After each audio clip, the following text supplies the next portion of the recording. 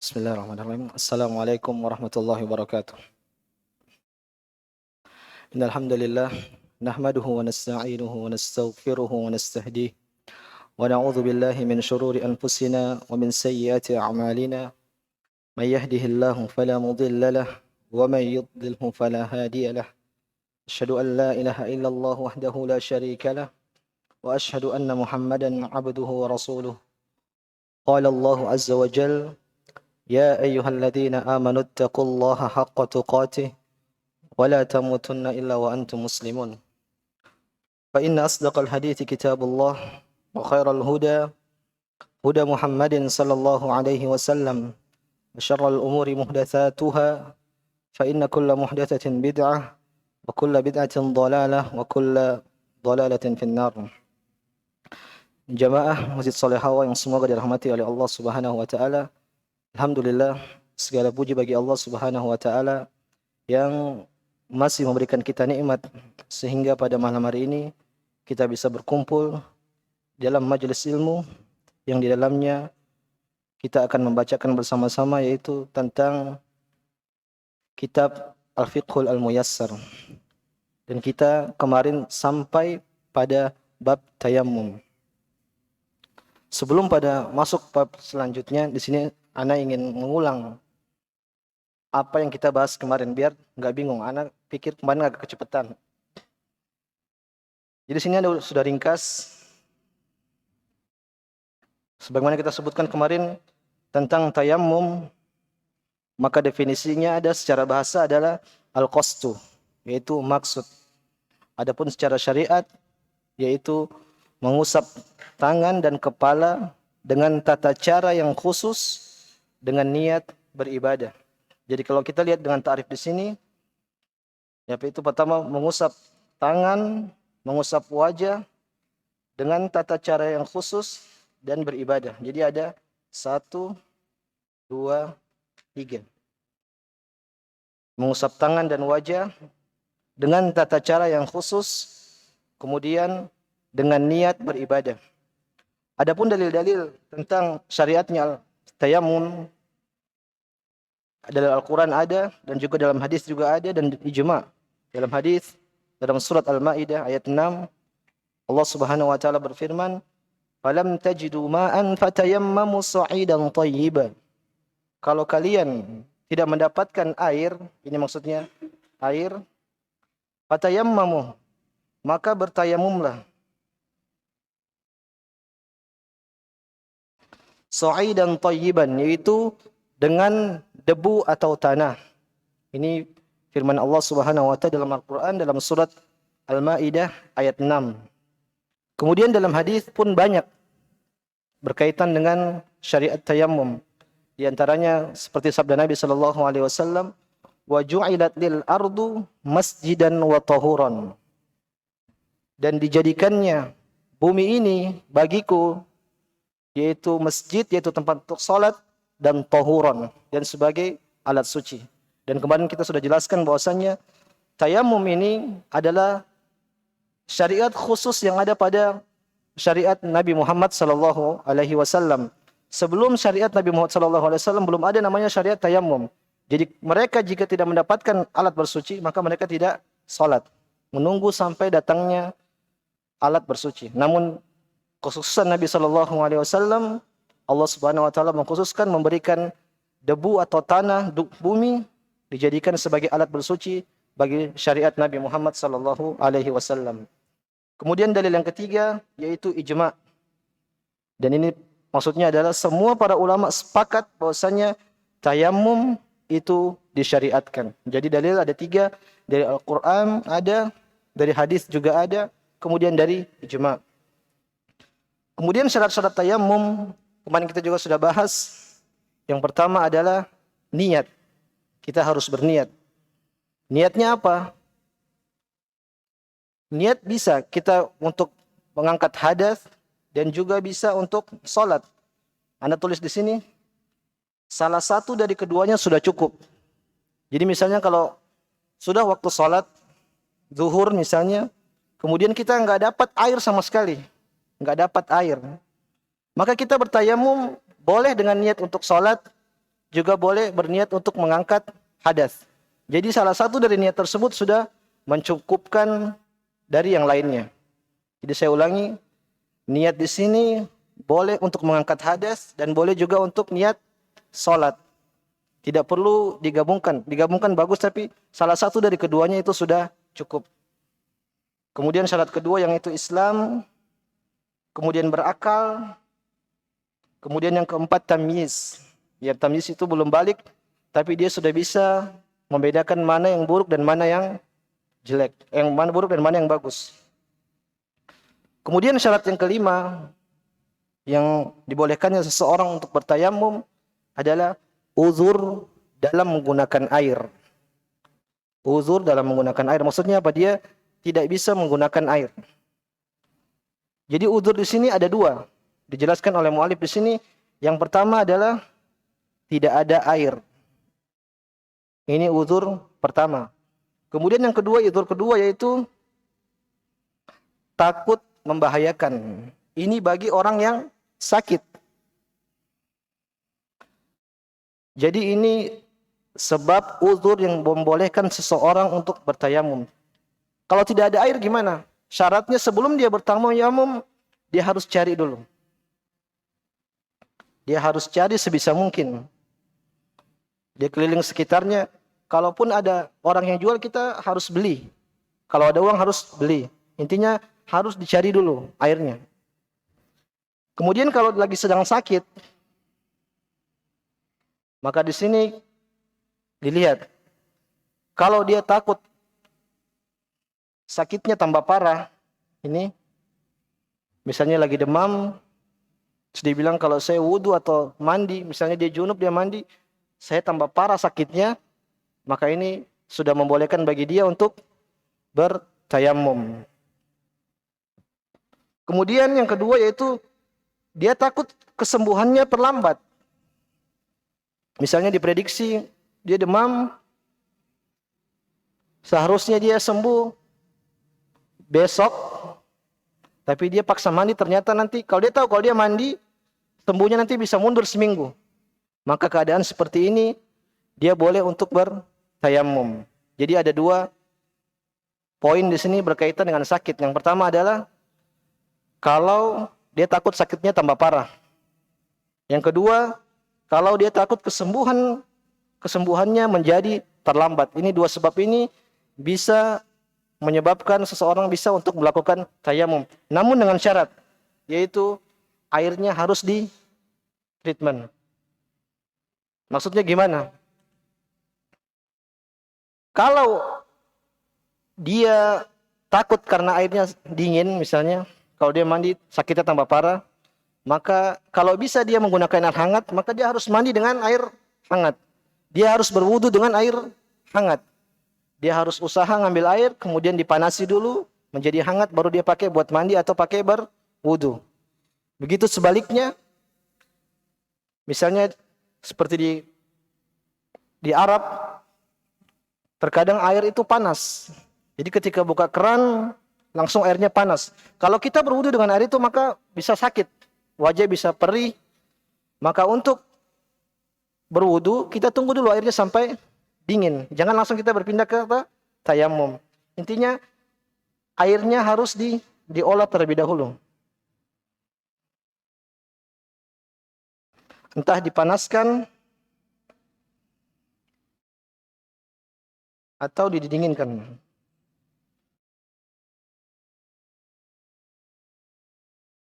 Ini syarat yang kelima, yaitu uzur dalam menggunakan air. Kemudian syarat yang keenam yaitu menggunakan sa'id. Allah Subhanahu wa taala berfirman, "Fatayammamu sa'idan thayyiban." Maka bertayamumlah dengan sa'id yang thayyib. Apa itu sa'id? Para ulama khilaf. Pendapat pertama mengatakan bahwasanya sa'id di sini khusus debu atau tanah. Jadi selain tanah dan debu tidak bisa. Misalnya kerikil, pasir, itu tidak termasuk sa'id. Tidak bisa digunakan untuk bertayamum. Pendapat yang kedua mengatakan bahwasanya makna sa'id itu di sini adalah kullu ma tasa'ada 'alal ard, yaitu semua unsur permukaan bumi. Semua unsur permukaan bumi. Jadi termasuk di dalamnya adalah ada tanah, kemudian debu, kemudian kerikil, kemudian pasir. Intinya yang muncul dari unsur bumi. Allah Ta'ala alam, pendapat yang paling benar adalah pendapat yang kedua. Kan dalam hadis Nabi sallallahu alaihi wasallam pernah bersabda, "Wa ju'ilat lil ardu kulluha masjidan wa tahuran." Dan dijadikannya kepadaku bumi dan semuanya, intinya semua bumi itu sebagai masjid dan alat bersuci. Jadi bertayamum dengan pasir, dengan kerikil, dengan batu, kalau ada debunya maka itu sah. Tidak mesti harus ada debunya. Misalnya kalau ada kerikil, kita tepuk tangan kita, maka ini sudah cukup untuk sebagai alat bertayamum. Kemudian kemarin kita bahas tentang permasalahan tayamum di pesawat. Kemarin sempat kaget, bapak-bapak dan ibu sebagian kaget. Kemarin Anda jelaskan bahwasanya sebagian ulama mengatakan bahwasanya bertayamum di pesawat itu tidak sah. Jadi begini, sebagaimana tadi kita jelaskan bahwasanya bertayamum harus menggunakan unsur bumi. Ini dipegang harus menggunakan unsur bumi. Jadi kalau ada debu, bukan debu, dia seperti debu tapi terbuat dari sintetik, misalnya dari plastik, dari kain, maka ini tidak termasuk dengan debu.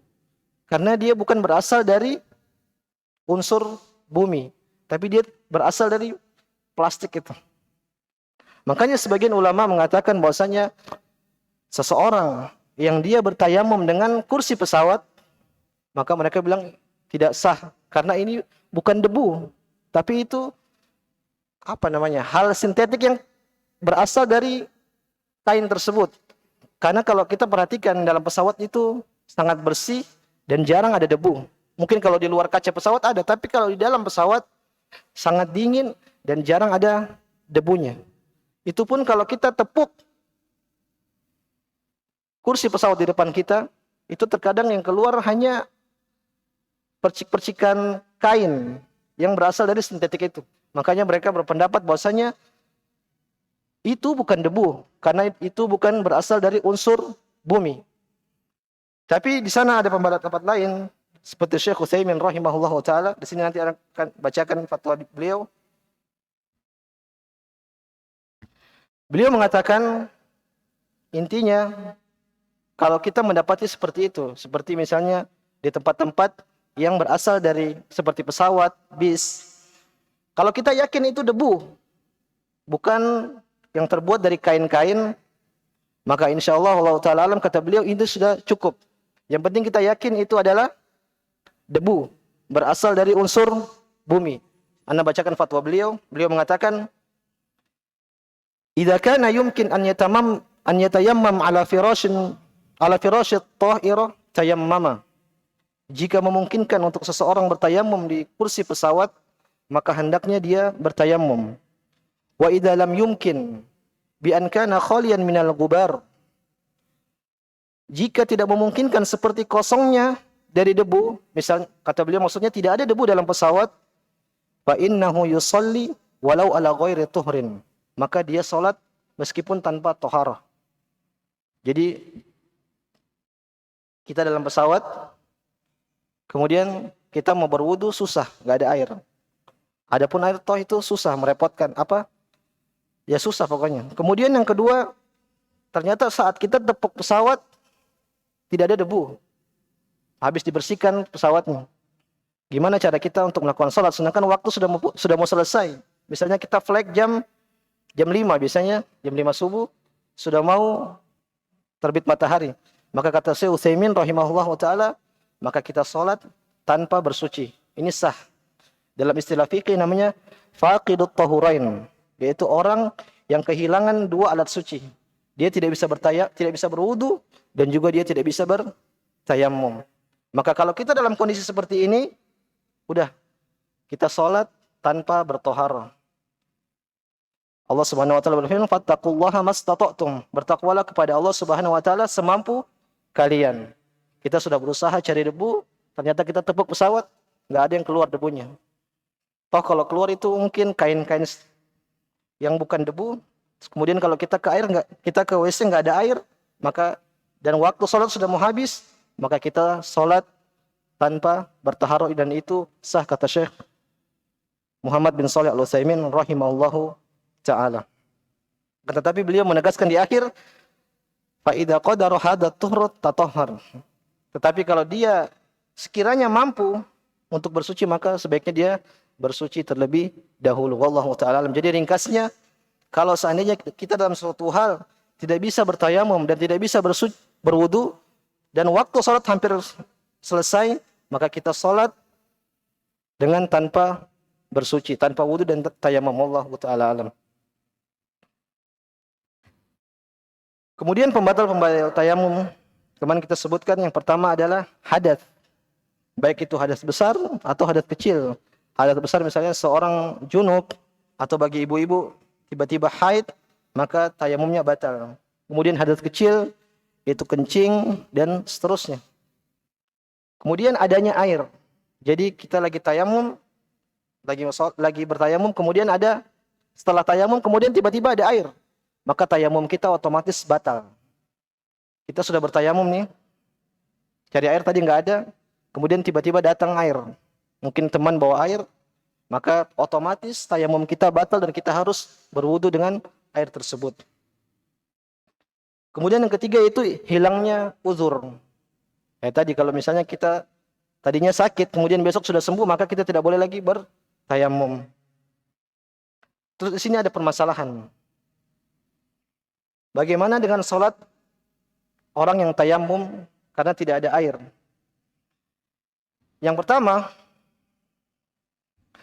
kalau dia sholat dengan tayamum dalam keadaan sholat, tadi kita katakan di awal bahwasanya kalau ada air otomatis tayamumnya batal. Nah, kalau dia sedang sholat, rakaat pertama sholat maghrib, naik rakaat kedua tiba-tiba datang air, terdengar ada percikan air atau suara air, yang dia kemungkinan dia berpikir saya pasti bisa dapatkan air tersebut, maka dia harus menghentikan sholatnya karena sholatnya batal otomatis karena ada air. Jadi tayamumnya batas, maka otomatis sholatnya pun batal. Ini kalau dalam keadaan sholat. Kalau yang kedua, kalau dia ketemu air selesai sholat maghrib tadi dengan tayamum, misalnya dia cari air nggak dapat, kemudian setelah salam tiba-tiba datang air. Bagaimana dengan sholatnya? Apakah dia harus mengulangi sholatnya apa enggak? Yang benar, dia tidak perlu mengulangi sholatnya. Sholatnya yang tadi sudah cukup dan sudah sah.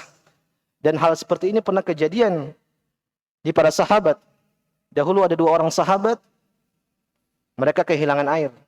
Kemudian mereka sholat, datang waktu sholat, cari air nggak dapat, akhirnya mereka bertayamum, 2 orang sahabat. Setelah bertayamum, kemudian mereka sholat.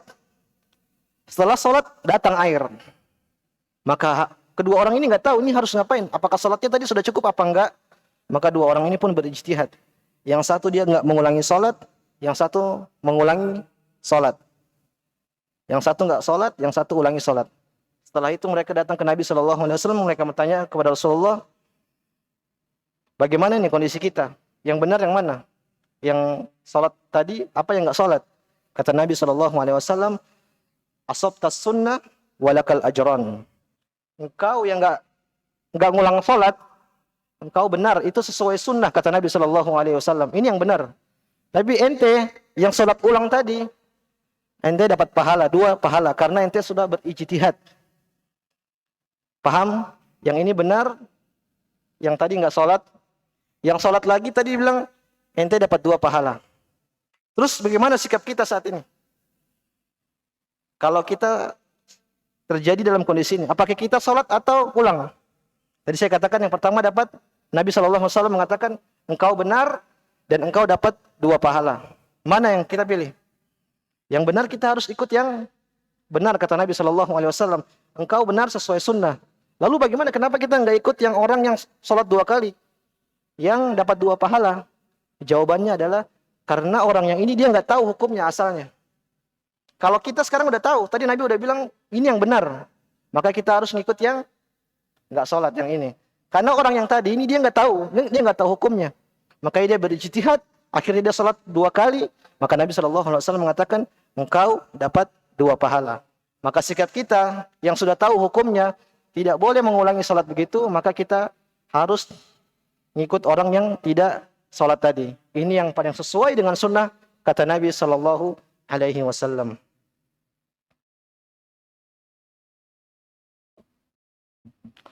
Kemudian pembahasan tentang mas'alatul rabi'ah sifatut tayammum, yaitu bagaimana cara bertayamum. Sebenarnya tayamum ini mudah karena dia bagian rukhsah dari syariat Islam. Anda bacakan kata muallif wa kaifiyatuhu an yanwiya.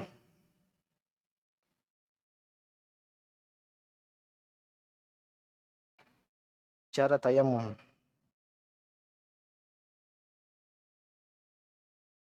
Yang pertama adalah dia berniat.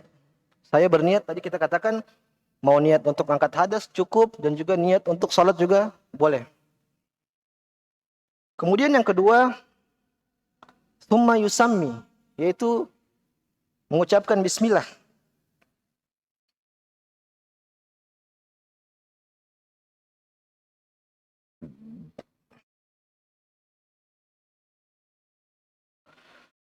Kemudian yang ketiga, yaitu wa yadribul ardo biyadihi darbatan wahidah. Menepuk kedua tangan di debu cukup hanya sekali. Jadi misalnya ini ada debu, kita cukup tepuk tangan kita sekali seperti ini. Ambil debunya terus angkat tangan kita. Kita tulis dulu. Menepuk tangan kita pada debu sekali.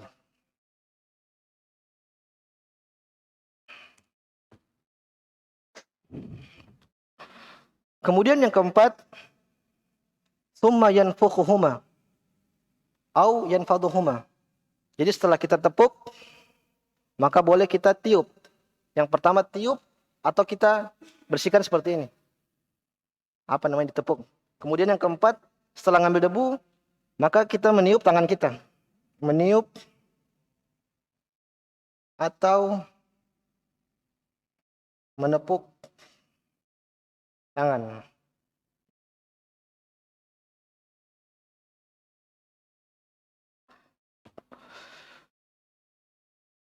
Kemudian yang kelima, summa yamsahu bihima wajhahu. Kemudian tangan tersebut diusapkan ke wajah, mengusap wajah. Yang keenam, mengusap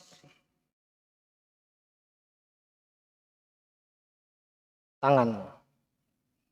Dan mengusap tangan ini enggak semua, enggak usah sampai siku, tapi cukup pergelangan tangan, ditambah sampai pergelangan tangan.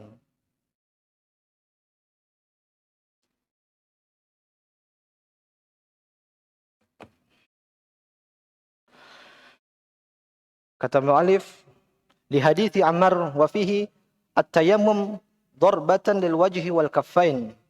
Dalam hadis Nabi SAW mengatakan, tayamum itu sekali tepukan, kemudian diusapkan di wajah dan tangan. Tangan ini enggak sampai sini, tadi anak katakan sampai di sini. Wa hadis Ammar anna Nabi SAW qala, inna makana yakfika an tasna hada. Engkau sebenarnya kalau mau tayamum cukup begini. Kemudian beliau praktekkan. Fadaraba bikaffihi darbatan alal ard. Beliau tepukkan tangannya ke debu, thumma nafadhaha, kemudian beliau bikin begini, thumma masaha bihi ma dhahara kaffihi bishimalihi aw dhahra shimalihi bikaffihi thumma masaha bihi ma wajha. Beliau ambil tangannya, kemudian ambil debu, kemudian beliau tepuk seperti ini, kemudian beliau usap ke wajah beliau, kemudian ke tangan beliau sallallahu alaihi wasallam. Timbul pertanyaan, mana duluan, muka atau tangan? Dalam tayamum boleh dibolak-balik. Jadi setelah kita ambil debu, dibersihkan sedikit, kemudian kita boleh tangan duluan, kemudian wajah. Atau sebaliknya, wajah dulu atau muka. Lalu gimana seperti mengusap wajah? Mengusap wajah di sini nggak perlu semua. Maksudnya nggak perlu rata. Kalau rata itu namanya bedak, pakai bedak. Jadi kita tayamum cukup diusapkan ke wajah. Kira-kira tangan kita ini tadi sudah kena debu, maka usapkan semua. Tidak perlu debunya diratain. Itu kayak pakai bedak. Dan kalau orang yang jenggotnya tebal, tidak perlu dia ambil debu terus dia gosok-gosok di sini. Kalau air kan perlu seperti kita yang jenggotnya nggak terlalu tebal, perlu kita sampai ke kulit. Kalau tayamum nggak perlu, cukup dia usapkan ini di jenggotnya itu sudah cukup. Misalnya jenggot yang lebat, maka dia cuma usap, kemudian dia usap di jenggotnya. Jadi anak sekali lagi tidak perlu diusapkan semua. Karena ini rukhsah sudah cukup. Yang penting tangan kita membasuh semua wajah kita. Kemudian juga di tangan cukup seperti ini. Sekali, itu sudah sah. Wallahu ta'ala alam. Jadi ini sifat tayamum. Jadi Anda praktekkan sesuai yang tadi kita tulis. Yang pertama adalah dia berniat terlebih dahulu. Dia berniat entah mau mengangkat hadas atau berniat untuk mau sholat. Terserah mau sholat sunnah juga boleh. Mau sholat wajib juga boleh. Setelah berniat, kemudian dia mengucapkan bismillah. Kemudian dia tepuk tangannya ke debu. Misalnya ini debu. Dia ambil debunya seperti ini. Kemudian setelah mengambil debu, dia angkat tangannya. Setelah itu entah dia tepuk seperti ini atau dia tiup. Salah satunya boleh. Boleh dia tepuk seperti ini, kemudian dia tiup. Setelah itu baru dia usapkan ke mukanya. Sekali, kemudian tangannya. Maka ini sudah cukup. Langsung salat. Wallahu ta'ala alam. Ini pembahasan tayamum. Nanti di akhir kalau ada mau bertanya silakan. Kita lanjut dulu ke pembahasan berikutnya. Kita masuk ke bab keempat. Bab ke-9. Bab tasi' fin najasat wa kaifiyatu tathhiriha. Yaitu bab tentang najis dan bagaimana cara membersihkannya. Jadi kita masuk ke bab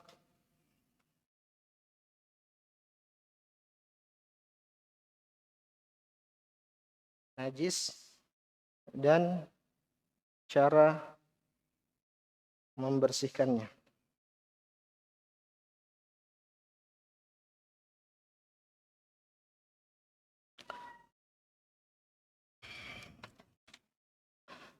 Sebelum masuk ke pembahasan, Anda ingatkan bahwasanya pembahasan tentang najis ini pembahasan yang penting. Kenapa? Seseorang yang hendak sholat, maka dia harus penuhi syarat-syaratnya dulu.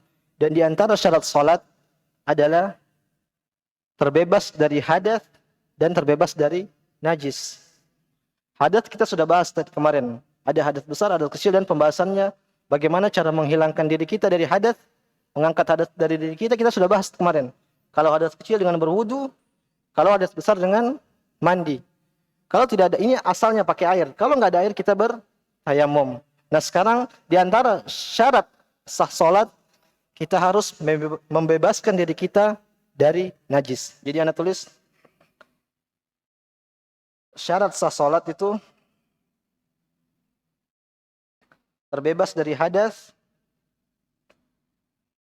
dan najis.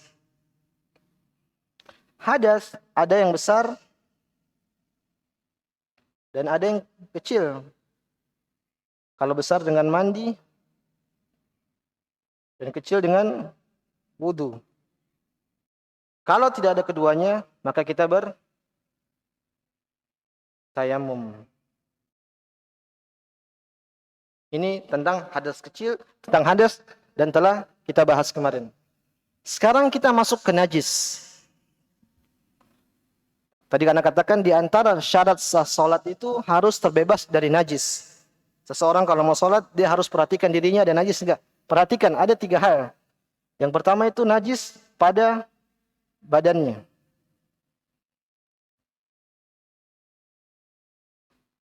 Dia perhatikan di badannya ada najis apa tidak. Kemudian yang kedua, yaitu di baju. Baju yang dia gunakan untuk sholat, apakah ada najisnya atau tidak. Kemudian yang ketiga yang dia harus perhatikan adalah tempat sholat. Nah, pembahasan najis ini berkaitan dengan sholat kita harus perhatikan di sini. 3 hal ini. Yang pertama adalah di badan kita apakah ada najisnya atau tidak. Yang kedua, di badan kita ada najisnya atau tidak. Dan yang ketiga, di tempat sholat kita apakah ada najisnya atau tidak. Kalau ada kita harus bersihkan semua. Kalau ada di salah satu dari ketiga ini, maka bisa dipastikan sholat kita tidak sah. Makanya ini pembahasan yang sangat penting. Apa itu najis?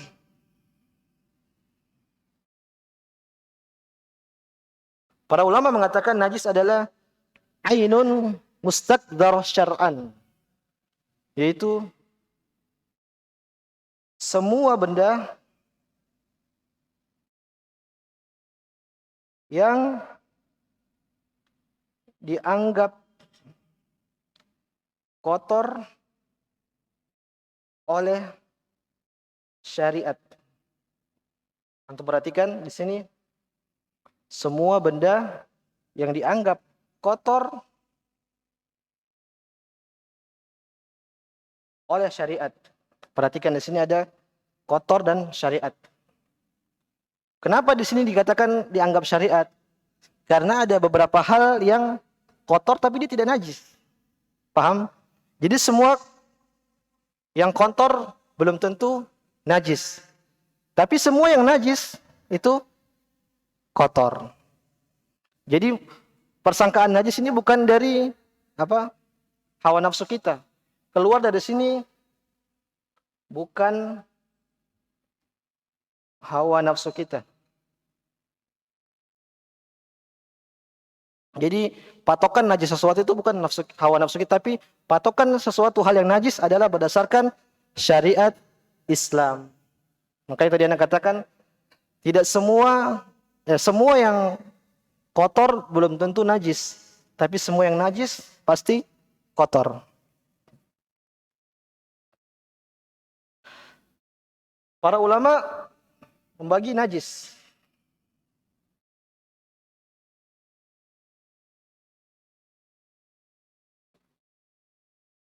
Najis itu ada 2. Yang pertama najasatul hukmiyah,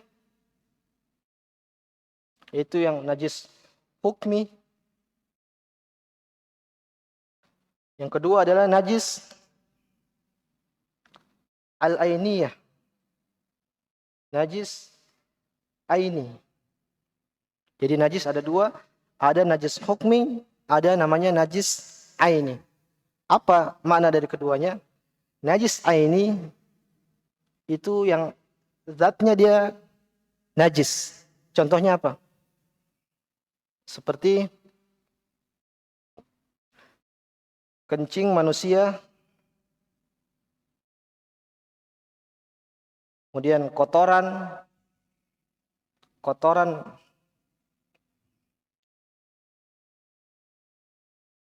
manusia, kemudian juga anjing. Ini yang secara zatnya dia najis. Makanya kita sebut dengan, para ulama mengatakan dia dengan sebutan an-najasatul aini, yaitu najis yang aini. Di sana juga ada najis hukmi, yaitu asalnya dia suci, tapi karena dia tercampur dengan najis maka dia jadi najis. Paham? Asalnya dia suci, tapi karena dia tercampur dengan najis maka dia jadi najis. Contohnya misalnya air sedikit ini kemudian kecemplung tai tikus, maka kalau dia rasanya berubah, warnanya berubah, salah satu dari 3 sifatnya berubah, maka dia jadi najis.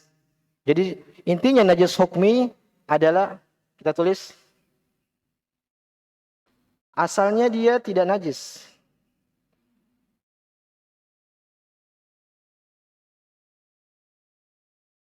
tapi menjadi najis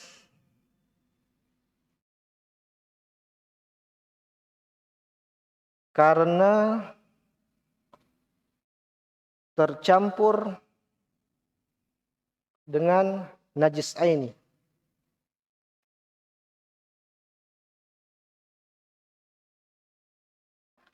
Konsekuensinya apa? najis hukmi itu bisa kita sucikan kembali. Jadi dia tadi jadi najis, bisa kita kembalikan jadi suci. Misalnya sendal, kita injak kotoran anjing, maka kalau kita sucikan sendal tersebut bisa kembali suci. Jadi bedakan antara najis aini dan najis hukmi. Ana ulangi, para ulama membagi najis dengan dua macam. Yang pertama tadi kita katakan adalah najis aini, yaitu najis yang secara zatnya dia najis. Contohnya apa? Kencing manusia, kemudian kotoran manusia, kemudian anjing. Ini adalah secara zatnya dia najis. Kemudian di sana ada namanya najis hukmi, yaitu asalnya dia tidak najis, kemudian dia tercampur dengan sesuatu yang najis, maka jadilah dia najis.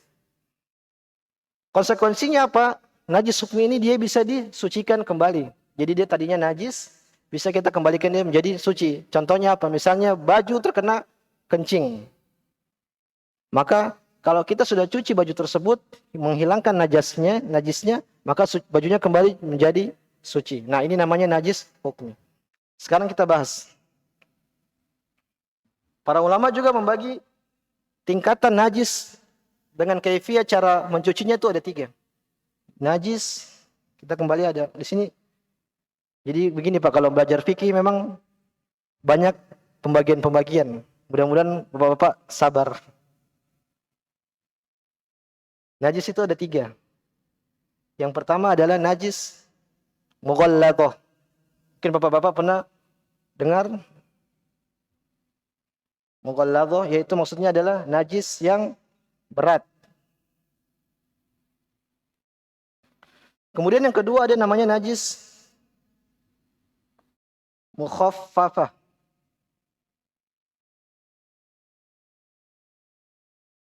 Yaitu najis ringan. Kemudian yang ketiga ada najis namanya najis mutawassithah. Intinya najis pertengahan.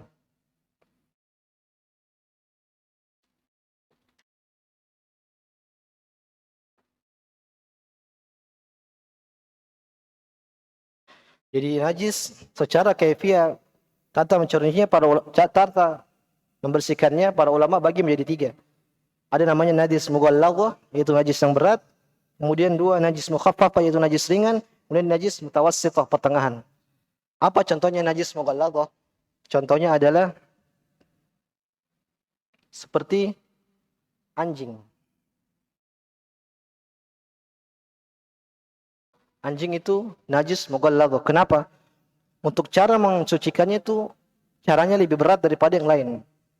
Kata Nabi SAW, idza walaqal kalbu ina ahadikum falyaghsilhu sab'a marrat ulahuna bit-turab. Kalau bejana kalian dijilat atau dipakai minum oleh anjing, maka cara mencucinya itu dicuci 7 kali, dan yang pertama kali itu pakai pasir, ulahuna bit-turab, dengan tanah. Maka tidak cukup dengan hanya mencuci, harus pakai tanah dan harus 7 kali. Ini cara membersihkan najis anjing. Makanya para ulama menamakan namanya najis mughalladhah, yaitu najis yang berat. Kemudian di sana ada namanya najis ringan. Najis ringan itu seperti apa? Contohnya kencing bayi laki-laki yang belum makan selain ASI. Bayi laki-laki yang belum makan selain ASI. Artinya ini bayi laki-laki yang hanya minum ASI aja. Maka cara membersihkan kencing bayi seperti ini cukup dipercikkan. Jadi misalnya dia kencing di sini, kita cukup ambil air, kemudian kita percikkan di sekeliling tempat yang dia kencingi. Cukup begini aja, nggak perlu dicuci. Itu sudah suci. Ini khusus bagi bayi laki-laki yang belum makan selain ASI. Gimana dengan bayi perempuan? Bayi perempuan najis. Cara mencucinya harus dengan dicuci. Tidak bisa dipercikan. Jadi ini khususan bagi bayi laki-laki yang masih minum ASI. Dia belum makan selainnya. Toh bayi perempuan juga begitu. Meskipun dia belum makan, hanya ASI doang, tapi dia harus dicuci. Ini kekhususan bagi bayi laki-laki. Jadi laki-laki punya kekhususan. Beda dengan bayi perempuan. Kemudian najis pertengahan. Ada namanya najis pertengahan mutawassithah. Apa itu najis mutawassithah? Najis yang cara mencucinya tidak dengan yang berat dan tidak dengan yang ringan. Dia di tengah-tengah. Contohnya apa? Ya udah seperti kotoran manusia, hewan, dan seterusnya. Jadi cara mencucikannya itu disiram sampai dia bersih, dicuci. Nah itu namanya najis mutawassithah, yang di tengah-tengah. Jadi kita punya 3 istilah. Yang pertama yang berat, itu cara cucinya berat. Seperti najisnya anjing. Kita harus cuci 7 kali, kemudian pakai tanah atau pasir. Kemudian kita punya najis yang ringan. Najis ringan tadi contohnya apa? Kencing bayi laki-laki yang belum makan. Dia hanya minum ASI. Cara mensucikannya itu dengan dibersihkan air. Kita punya najis juga di tengah. Ada namanya najis mutawassithah, najis pertengahan. Yaitu najis yang cara mencucinya tidak dengan di atas dan dengan tidak di bawah. Dengan caranya adalah dengan kita mensucikannya dengan mencuci atau menyiram. Contohnya apa? Misalnya kencing bayi perempuan. Maka untuk membersihkan itu tidak cukup. Kita harus bawa cuci sampai hilang baunya. Ini untuk bayi perempuan dan seterusnya seperti kotoran manusia, kotoran laki-laki dewasa, kencing laki-laki dewasa dan seterusnya. Jadi kalau kita simpulkan ini pembagian seperti ini kembalinya kenapa? Karena rahasia adalah tentang berkaitan dengan tata cara bersucinya. Tata cara mensucikannya.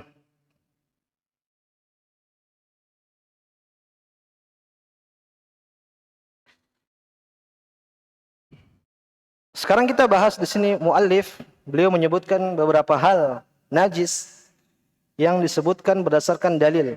Jadi di sini beliau ada menyebutkan sekitar 7 najis.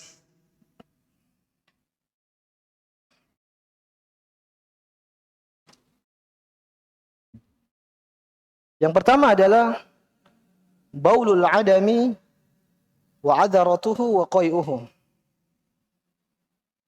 Anda baca aja dulu. Yang pertama adalah kencing manusia, kemudian kotorannya, kemudian muntahnya. Jadi kencing, kotoran, dan muntah. Kita dengarkan azan dulu.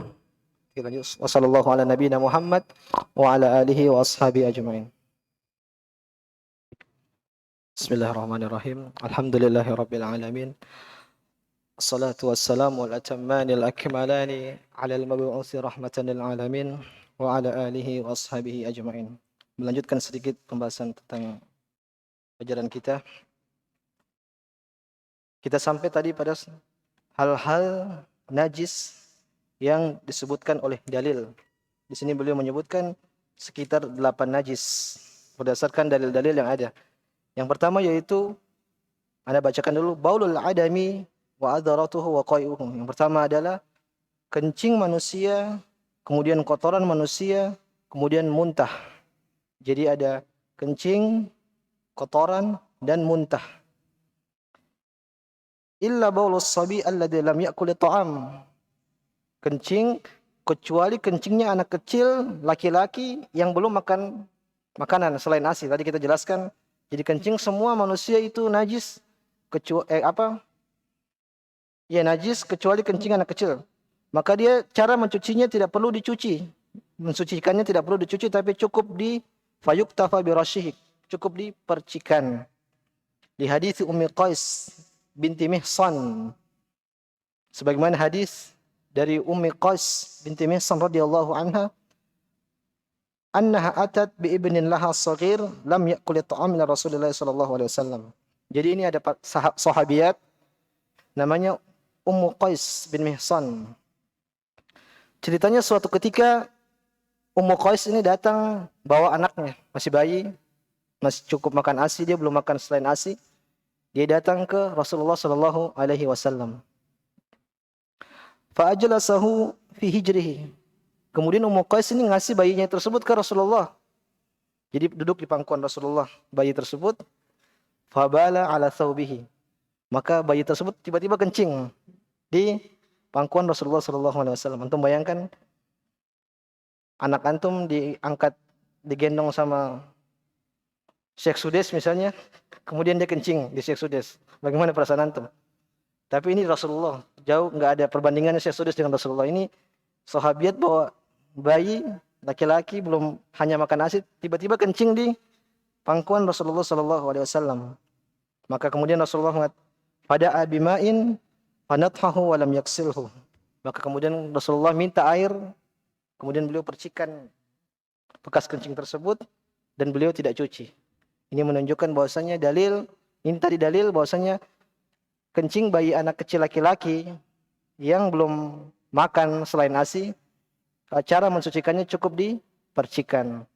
Tapi kalau bayi perempuan tidak, tetap harus dicuci. Amma baulul gulam alladhi ya'kulut ta'am.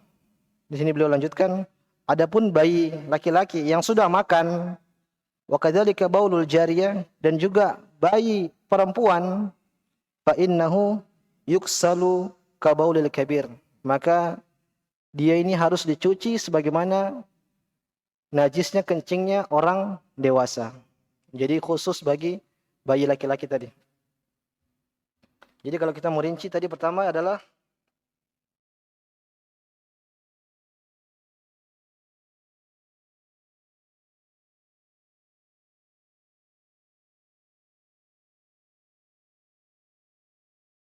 kencing manusia. Maka kencing manusia di sini ada dua, yang itu dewasa, termasuk di dalamnya bayi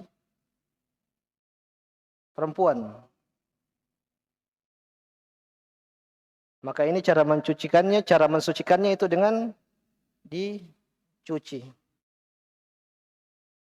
Adapun bayi laki-laki yang hanya makan ASI,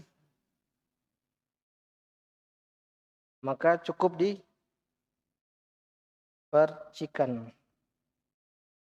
dipercikan bekas kencingnya tersebut. Kemudian najis berikutnya yaitu tadi beliau sebutkan kencing manusia, kotoran manusia, dan juga muntah. Termasuk dalamnya muntah manusia itu najis. Dikiaskan dengan kotoran yang ada dalam perut kita. Kotoran manusia kan keluar dari itu hanya. Jadi dia makanan sudah diolah kemudian dikeluarkan, maka para ulama mengatakan itu adalah najis. Kemudian yang kedua disebutkan oleh mu'alif di sini, ad-damul masfuh minal hayawan al-ma'kul, yaitu darah yang terpancar dari hewan yang dimakan. Amad dam alladhi yabqa fil lahmi wal aruq, adapun darah yang menetap di dagingnya atau di ototnya, otot hewan, fa innahu tahirun liqaulihi ta'ala au dam masfuh. Sebagaimana firman Allah Subhanahu wa taala, dam masfuh itu rijsun najis. Wa huwa alladhi yuhraqu wa yunsabbu, yaitu darah yang mengalir. Jadi kita rinci di sini. Yang kedua adalah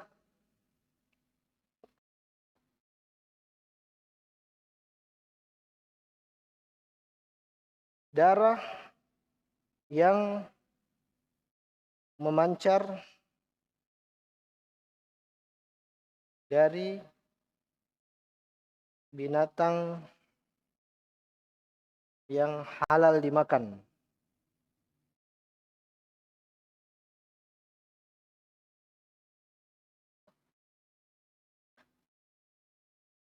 Darah yang memancar dari binatang yang halal dimakan. Jadi darah binatang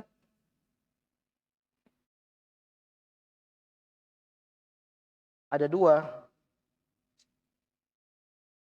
Yang pertama yang haram dimakan,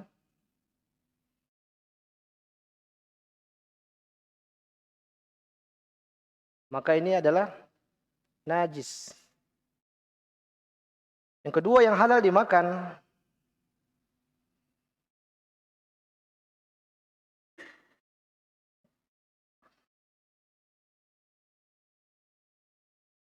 maka ini juga gimana caranya? Dalil yang makan ada dua, kita bagi juga dua. Yang terpancar sama yang menetap di daging hewan. Maka yang ini adalah najis, yang ini tidak najis. Jadi segini, darah yang hewan yang diharam dimakan itu sudah pasti najis. Kemudian kita sekarang bahas ini, darah hewan yang halal dimakan. Maka di sini ada dua pembagian. Jadi ketika kita menyembelih hewan, saat kita menyembelih, darah yang terpancar itu ketika hewannya masih hidup itu adalah najis. Jadi ketika kita menyembelih, hewannya masih ada nafasnya, terus darahnya terpancar, ada muncrat, itu najis, darah itu najis. Dia najis.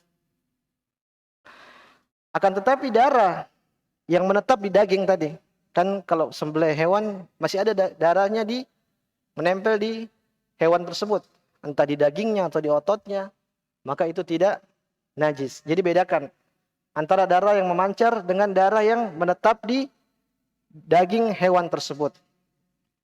Kenapa daging yang terpancar ini najis yang masih hidup? Karena pada zaman dahulu kebiasaan orang jahiliyah mereka makan darah. Jadi mereka melukai onta atau sapi, hewannya masih hidup, kemudian ada darah yang terpancar mereka ambil, kemudian mereka simpan, mereka jadikan makanan. Ini najis dan haram dimakan. Jadi bedakan ya Pak, sekali lagi, daging itu darah. Hewan yang halal dimakan ada dua. Kalau kita sembelih, darah yang memancar, atau misalnya dia nggak disembelih, dia luka, mungkin kena duri apa, itu kemudian darahnya muncrat kena kita, maka itu najis. Adapun kalau kita sembelih hewan tersebut, darah yang keluar tadi najis. Adapun darah yang menempel di daging atau di otot-ototnya, maka itu tidak najis. Misalnya kita lagi menguliti, kalau sembelih nanti menguliti apa? Hewan, ada darah yang nempel, boleh kita sholat dengan itu. Karena itu tidak najis, suci. Allahu ta'ala a'lam. Ini yang kedua. Satu lagi ya.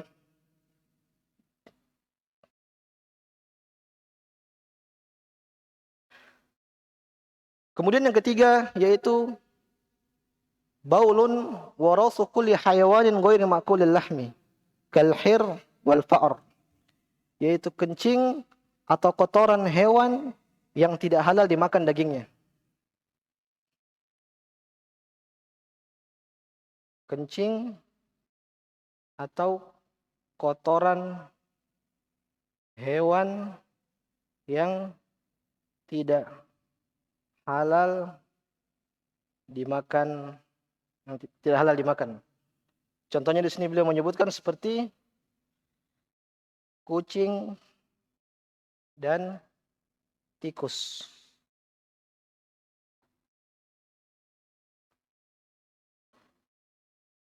Lalu bagaimana dengan hewan yang halal dimakan? Bagaimana kotorannya? Najis apa tidak? Misalnya ayam, kambing, maka yang halal dimakan tidak najis. Lihat, tai ayam, secara fitrah kita bilangnya kotor kan? Tapi secara syariat itu tidak kotor, itu tidak najis. Jadi tadi di awal Anda bilang, tidak semua yang kita anggap kotor itu najis. Tapi semua yang dianggap syariat sebagai najis itu kotor. Di antara contoh yang kita anggap kotor tapi tidak najis adalah kotoran hewan yang halal dimakan. Contohnya apa? kotoran ayam, itu tidak najis. Kita sholat ada tai ayam, nggak masalah, itu suci. Kemudian tai kambing, itu juga tidak najis. Kemudian tai sapi, tidak najis. Bahkan dalam hadits Aisyah radhiyallahu taala anha, dia mengatakan, "Kana Nabi sallallahu alaihi wasallam yusolli an qabla yubnal masjid bimarahidil ghanam." Dulu kata Aisyah radhiyallahu anha, sebelum dibangunnya masjid, Nabi itu sholat di kandang ghanam, kandang sapi. Ini membuktikan dalil bahwasanya hewan-hewan yang boleh kita makan itu kotorannya tidak najis. Jadi kebalikan dari ini, kita tambahkan di sini. Hewan-hewan yang halal untuk dimakan dagingnya, maka tidak najis.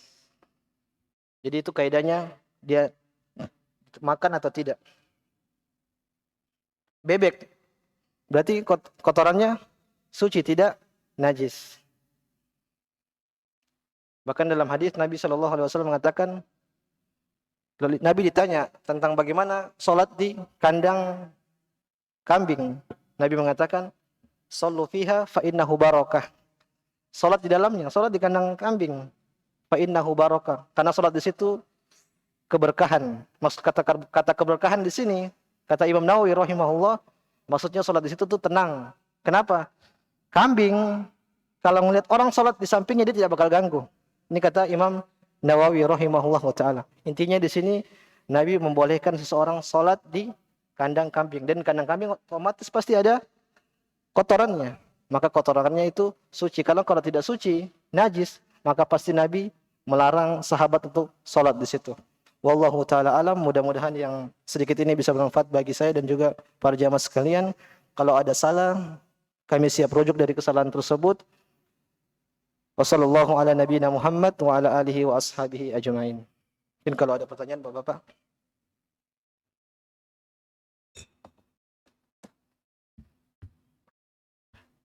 Kalau nggak ada, alhamdulillah.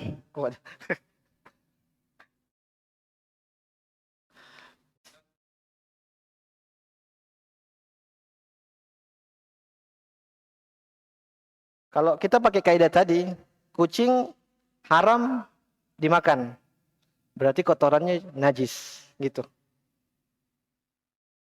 Karena kucing kan haram kita makan dagingnya, maka otomatis kata mu'alif di sini kotorannya itu dia najis. Maka kalau kita sholat ada tai kucing di situ, otomatis sholatnya tidak sah. Begitu juga tai tikus. Tikus haram dimakan dagingnya, maka otomatis kotorannya itu jadi najis. Jadi kaidahnya itu boleh dimakan atau tidak. Kalau boleh dimakan berarti kotorannya tidak najis. Tapi kalau kotoran dagingnya tidak boleh dimakan, berarti kotorannya adalah najis. Wallahu taala alam.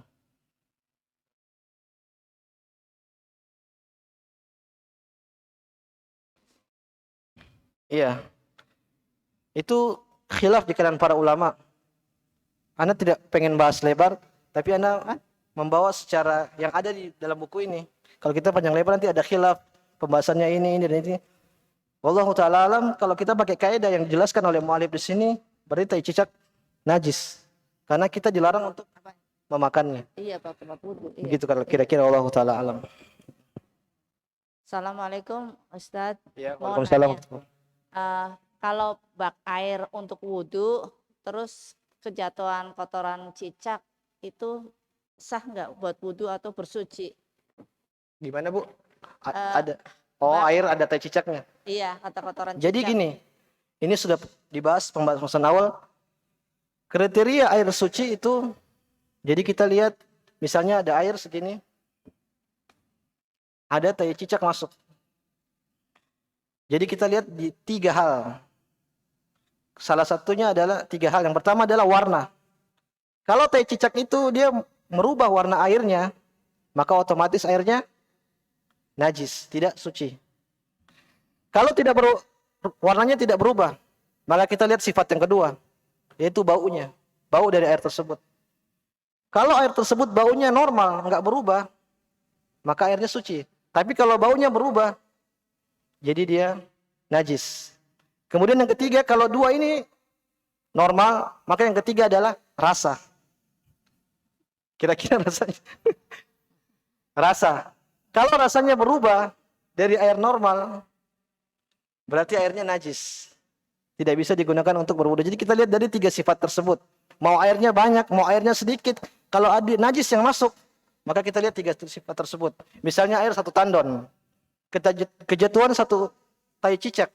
Kalau tai cicak tersebut bisa merubah tiga sifat ini, salah satu dari tiga sifat ini, maka otomatis airnya najis. Tapi kalau tai tersebut tidak merubah tiga sifat itu, meskipun airnya cuma segini, tapi dia nggak merubah tiga sifat, maka airnya tetap suci. Paham Bu? Wallahu ta'ala alam. Jazakallah. Ustaz, Khair. Udah Pak ya? Kamu mau nanya lagi? Udah ya?